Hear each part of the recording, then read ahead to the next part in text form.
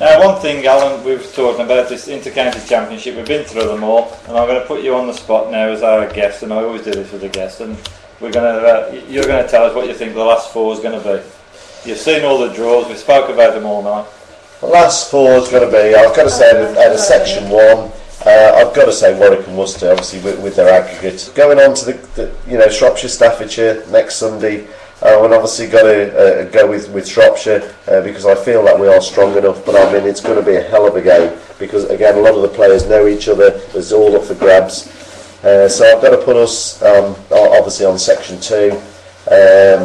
Section 3, well, Wales. Again, we've got some quality players. Again, it's in their hands. So I think again, they're top. I'd go with Wales. And then obviously in Section 4, Greater Manchester. They've underachieved over the last few years. So probably the best county. So I've got to go for them. So Warwick and Worcester, Shropshire, Wales, Greater Manchester. Okay. Obviously, I mean, I'm going to be involved. I shall see you at Woodfield next Saturday on reserve on this occasion for Staffordshire, and I think it's going to be a fascinating game. Yeah. I mean, you look at some of the pairings yourself, Alan. You're playing Gary Cooper, ex-teammate. Everybody knows each other, don't they? Yeah. It's going to be really interesting. You look at all these, as you said earlier, with the Summit League and Staffordshire players playing in the Shropshire League and so on. Yeah, Some of those pairings, people just know the games inside out, and I'm sure that probably is going to be probably the most exciting game of the competition. Yes, I'd say so. You said some of those pairings and those players, ex-Woodfield players playing a county game on their own green. Sometimes, and I mean this might come back and smack me. Sometimes it doesn't work. It doesn't work with Shropshire before now. we used Archibald Worthington, I think, quite a few years ago, and a lot of the ex-homesters lost on there. Mossy, Ian Booth at the time, Paul Latham, I think.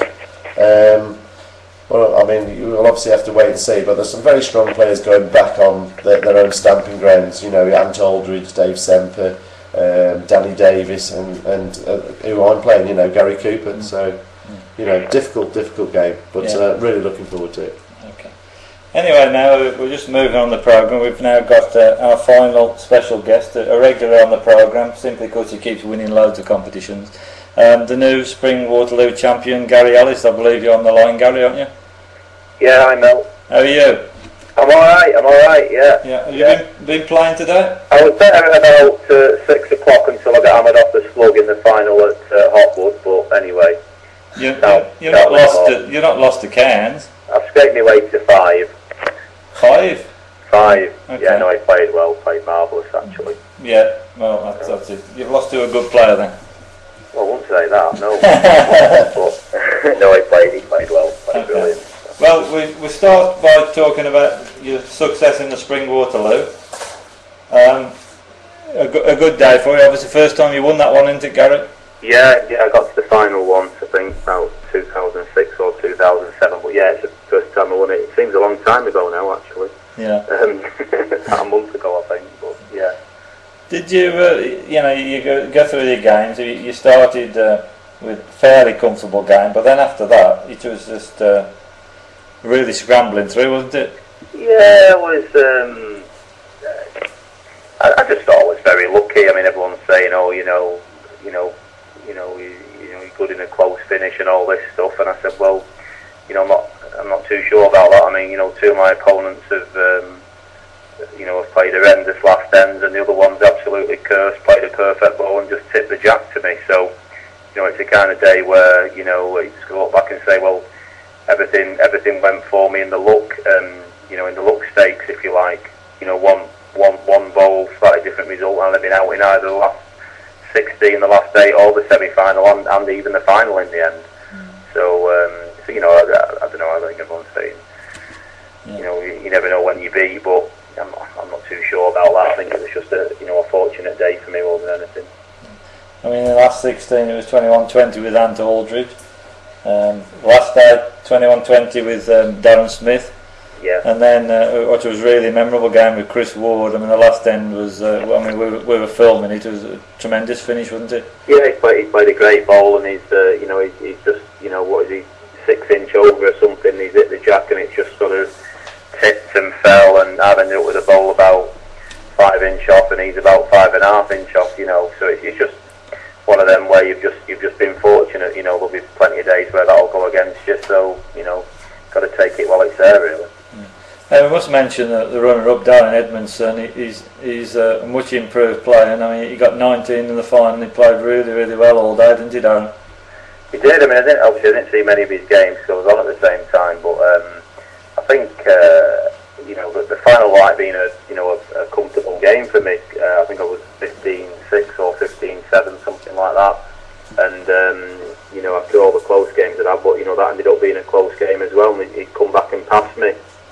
And he just let me in really. Second last end, he played a very poor end and gave me 2 or 3 yards to make 2, and I did, and that's probably cost him the game really.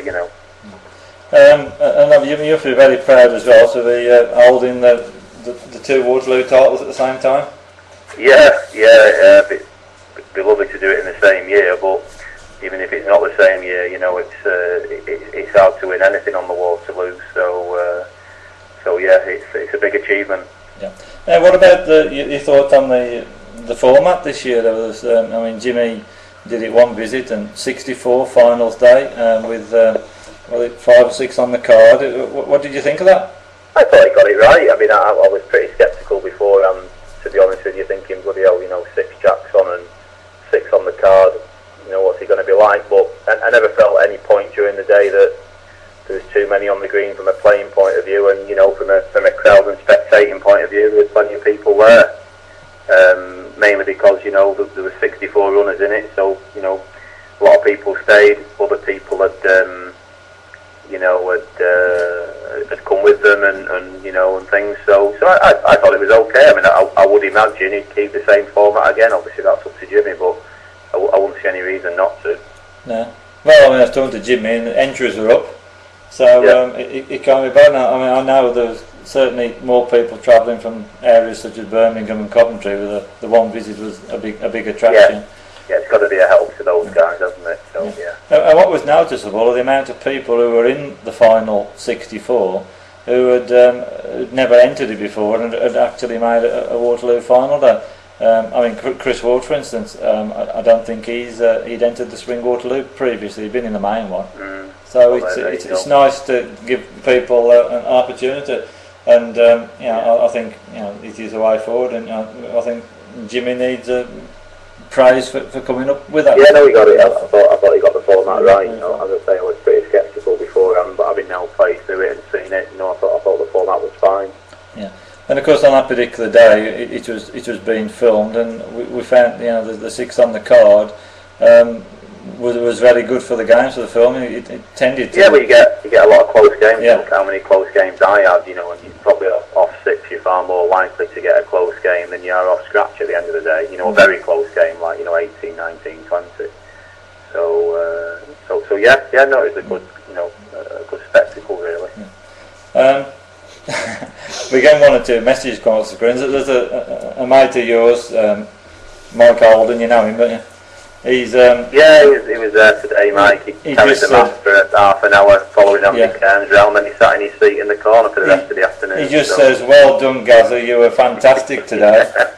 So it's nice to be getting a praise from someone like that, isn't it? Yeah, I think he might be referring to my performance in the final.